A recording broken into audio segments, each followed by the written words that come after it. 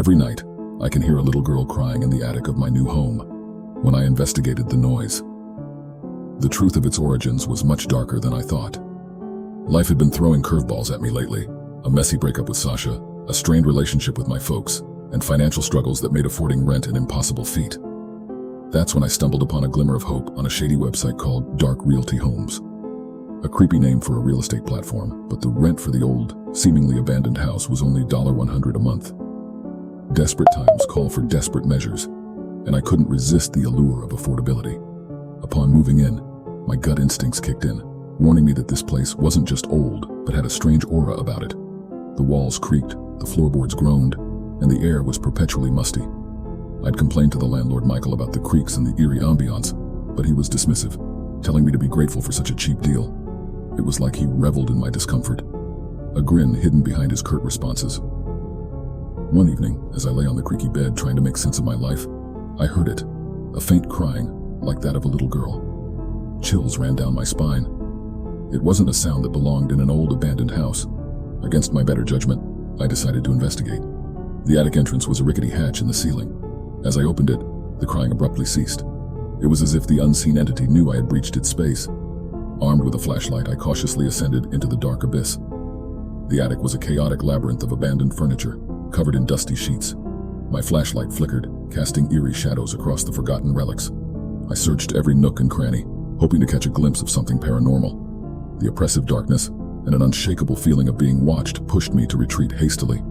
The next night, after a grueling day at work, the crying returned, louder and more persistent. I tried drowning it out with music through my AirPods, but the sobbing cut through, growing in intensity. I couldn't ignore it any longer. Frustrated and exhausted, I called Michael to complain, but late into the night, my calls went unanswered. Michael, the ever-dismissive landlord, chose to ignore my pleas for help. Left with no alternative, I was torn between investigating the attic again or accepting the eerie fate that awaited me. In the dimly lit room, surrounded by the oppressive silence, I contemplated my next move. The unsettling feeling of being watched and the haunting cries lingered in the air. As the weight of uncertainty pressed down on me, I wondered if I should confront the mysterious presence in the attic or continue my uneasy coexistence with the unknown. The decision loomed over me, casting a shadow on my newfound sanctuary, a cheap house with a high price. The following night, I found myself standing before the attic entrance once more, wrestling with the decision to confront the inexplicable cries or resign to a sleepless existence. The air felt charged with anticipation as I hesitantly pushed open the hatch. As the entrance creaked open, the crying ceased yet again. It was as if the attic harbored secrets that only unveiled themselves in the shadows. Armed with determination and my feeble flashlight, I stepped into the darkness. The attic seemed even more foreboding than before. Abandoned trinkets and forgotten memories lay scattered across the dusty floor. The air was thick, suffused with an otherworldly energy that sent shivers down my spine. As I cautiously advanced, the sobbing resumed, echoing through the desolate space. "Hello?" I called out, my voice wavering. The crying persisted, seeming to surround me, bouncing off the decaying walls. I couldn't pinpoint its source. In my quest for answers, I stumbled upon an old, weathered trunk tucked away in a corner. My curiosity took hold, and I cautiously opened it. Inside, I discovered a collection of worn-out children's toys and faded photographs. Faces of a family long forgotten stared back at me. A sudden gust of wind swept through the attic, extinguishing my flashlight. The room plunged into complete darkness, and the crying intensified. Panic gripped me as I fumbled to reignite the flashlight. In that moment, a faint whisper seemed to pierce the air, speaking words that sent chills down my spine. "Help me," I recoiled, unsure whether the plea was real or a figment of my overactive imagination. The attic was no longer just a space. It was a portal to a realm of unanswered questions and unresolved sorrows. Driven by a mix of fear and compassion, I pressed on, following the sound of the crying. It led me to a hidden corner, obscured by dusty sheets. As I peeled them away, my flashlight revealed a small, forgotten alcove with a decaying rocking chair. And there, in the dim light, stood the apparition of a young girl. Her eyes were hollow, filled with a silent plea for release. I felt a surge of empathy and a strange connection, as if her sorrow echoed my own.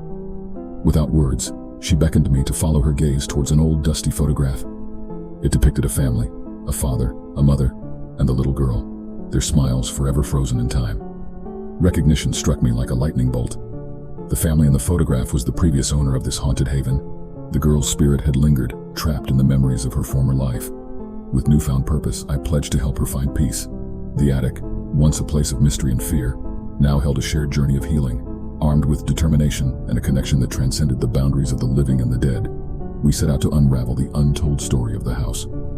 Little did I know that my decision to confront the unknown would lead me down a path of discovery, redemption, and a connection that defied the boundaries of the living and the afterlife. The cheap rent had come at a cost, but it was a price I was willing to pay for a chance at redemption and closure for the restless spirit that haunted my newfound home. With newfound determination, I embarked on a journey to unravel the dark secrets that bound the little girl's spirit to the desolate attic. As I delved into the house's history, a chilling revelation emerged.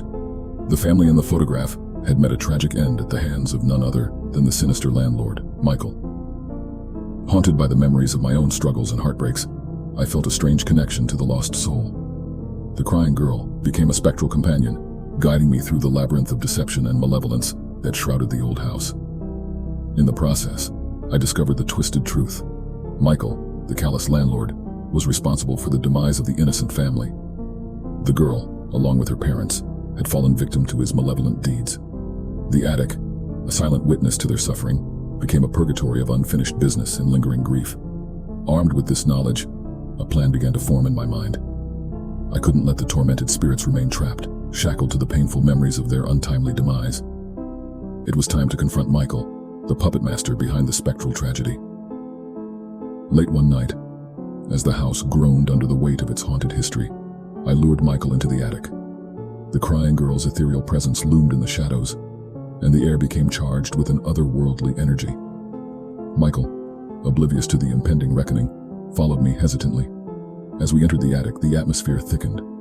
The crying girl's sobs grew louder, resonating through the haunted space. Michael's face contorted in fear as the truth unraveled before him. The ghostly figure of the little girl materialized, her eyes filled with a mix of sorrow and anger. The room trembled with the intensity of the emotions that had festered for years. With a sudden force, the girl reached out to Michael, pulling him into the spectral realm. The attic became a vortex of swirling shadows as the tormented spirits sought retribution. Michael's screams echoed through the void, and in an instant, he was dragged into the abyss, vanishing into a hellish dimension that awaited him.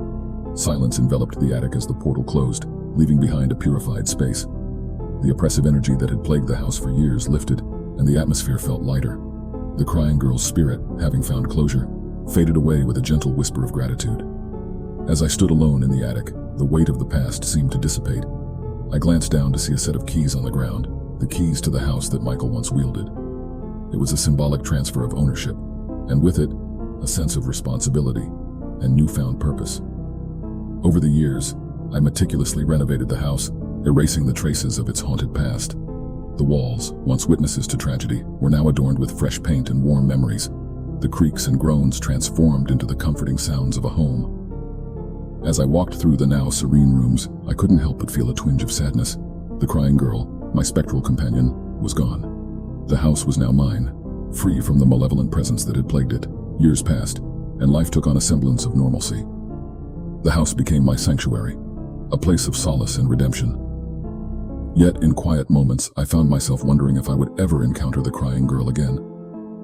Her memory lingered, a bittersweet reminder of the inexplicable bond forged between the living and the dead. As I stood in the tranquil living room, holding the keys that symbolized my triumph over the supernatural forces that once tormented this space, I couldn't shake the feeling that the story was not truly over.